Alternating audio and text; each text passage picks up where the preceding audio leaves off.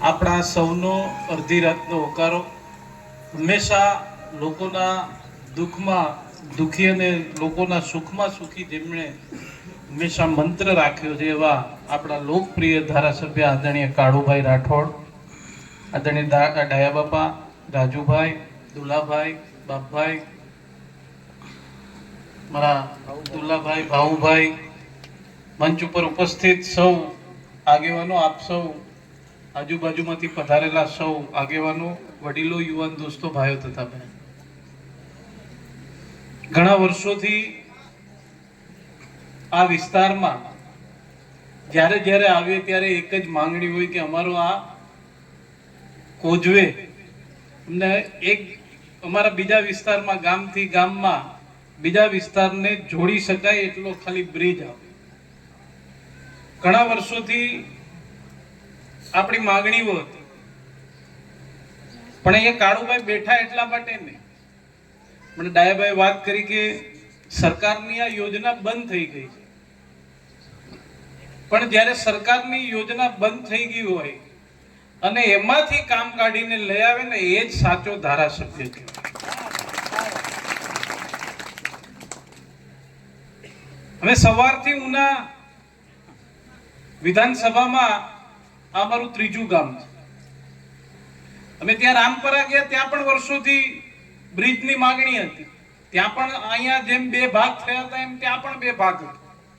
પણ આ બંને બ્રિજ આદરણીય કાળુભાઈ રાઠોડે સીએમ સાહેબ અને સિંચાઈ વિભાગના આપણા મંત્રીશ્રીઓને રજૂઆત કરી અને એમણે કીધું કે કોઈ પણ કાળે અમારે આ બંને બ્રિજો બનાવવા જ છે અને આજે આપણે એનું ખાતમુહૂર્ત કર્યું છે અને આવનારા સમયમાં આપણે એકબીજા ગામનો સંપર્ક જાળવી રાખીશું.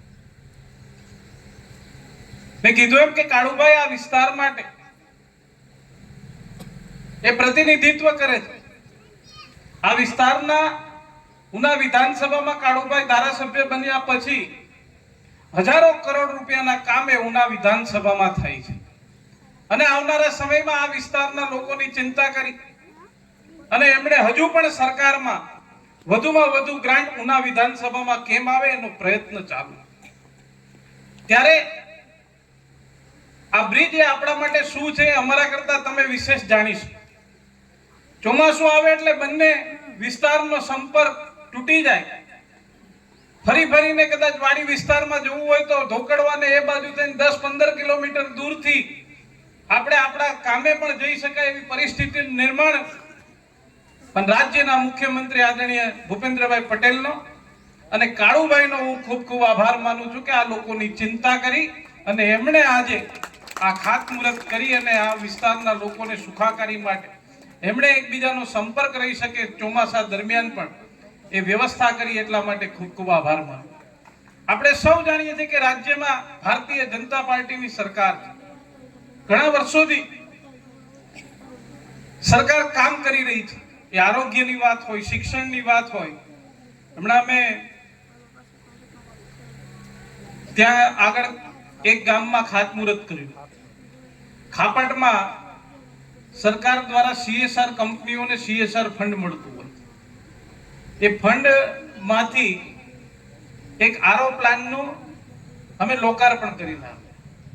ત્યાં જેમ આપણે ATM માં પૈસા ઉપાડવા જાય એમ 10 રૂપિયામાં 20 લીટર પાણી આપશે. આપણે કાર્ડ અડાડીએ એટલે 20 લીટર પાણી આવી જાય. 10 રૂપિયાનું રિચાર્જ કરી લેવાનું, 10 રૂપિયામાં 20 લીટર પીવાનું પાણી ચોખ્ખું એ મળી જાય એવી વ્યવસ્થા સરકાર દ્વારા કરવામાં આવે. આપણે સૌ જાણીએ છીએ કે આપણા માટે પાણીની સમસ્યા કેવી હતી. ભૂતકાળમાં આપણે કેવી પરિસ્થિતિમાં જીવાત અને આ બ્રિજ બનશે તો અહીંયા આપણે નાનો ચેક ડેમ પણ બનશે તો પાણી પણ અહીંયા રોકાશે. એને કારણે સિંચાઈ અને આપણા ગામડાના જે વાડી વિસ્તારના કુવાના પાણીના તળ પણ ઊંચા આવશે. ત્યારે આ ખૂબ જ આ વિસ્તાર માટે અગત્યનું કામ છે.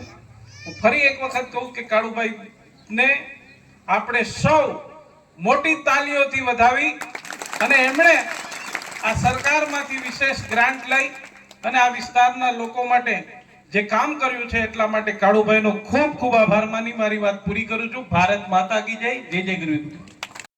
પડા મુકામે ચેક ડેમ ટુ કોઝવેના ખાતમુહૂર્તમાં આપણા આમંત્રણને માન આપી અને સમય નહોતો છતાં પણ ટાઈમ કાઢી અને આપણા ગામમાં પધાર્યા આપણા સાંસદ શ્રી રાજેશભાઈ ચુડાસમા સાહેબ તેમજ આપણા હર હંમેશ ગમે ત્યારે યાદ કરી અને હાજર રહેવા આપણા માનનીય ધારાસભ્ય શ્રી કાળુભાઈ રાઠોડ તેમજ ભાવભાઈ સાવડા, રાજુભાઈ ડાભી, દુલાભાઈ ગુજ્જર, મનુભાઈ કાતરિયા, આજુબાજુમાંથી પધારેલા બધા ગામના સરપંચશ્રીઓ અને ગામમાંથી પધારેલા બધા વડીલો, યુવાનો, ભાઈઓ અને બહેનો, આપણે ઘણા સમયથી રાહ જોતા હતા કે ક્યારે ડેમ બને પણ બધું અંજળ હોય ત્યાં થાય, અંજળ વિના કાંઈ થાય નહીં. અમે તો રાજેશભાઈ છેલ્લે તો હું કાળુભાઈ સીએમને મળવા ગયા હતા એટલે એમને કીધું કે અમારે હવે દરવાજા બંધ થઈ ગયા છે, ડેમ મંજૂર થાય તો જ અમારા દરવાજા ખુલશે. પણ સીએમ સાહેબે સાંભળીને મંજૂરી આ ચેક ડેમ ટુ કોઝવે હવે બંધ જ થઈ ગઈ, સ્કીમ જ બંધ થઈ ગઈ, પણ સ્પેશિયલ કેસમાં આપણી પડાની મંજૂરી આપી અને આજ આપણે કામ શરૂ કરવા જઈ રહ્યા છીએ. અને આપણા સાંસદશ્રી અને ધારાસભ્યશ્રી ખૂબ વ્યસ્ત હોવા છતાં પણ આપણે ટાઈમ આપ્યો અને બધાય ગામડેથી પધાર્યા, બધાનો ખૂબ ખૂબ આભાર. વંદે માતરમ, ભારત માતા. આપનો પરિચય? મારું નામ દેવદાસ નારાયણદાસ ગોંડલિયા. હું પડાનો પ્રતિનિધિ તરીકે કામ કરું છું. મારા ગામમાં ધારાસભ્ય કેસી રાઠોડ, સંસદ સભ્ય રાજેશભાઈ ચુડાસમા, ડાયાભાઈ જાળોંદ્રા, તમામ કાર્યકર્તા ભાજપના પધારેલા છે. એ લોકોએ અમારા પુલની માગણી હતી એ સંપૂર્ણ રીતે પૂરી કરી. સરકારશ્રી તેમજ બધાએ પ્રતિનિધિનો ખૂબ દિલથી ધન્યવાદ કરું છું.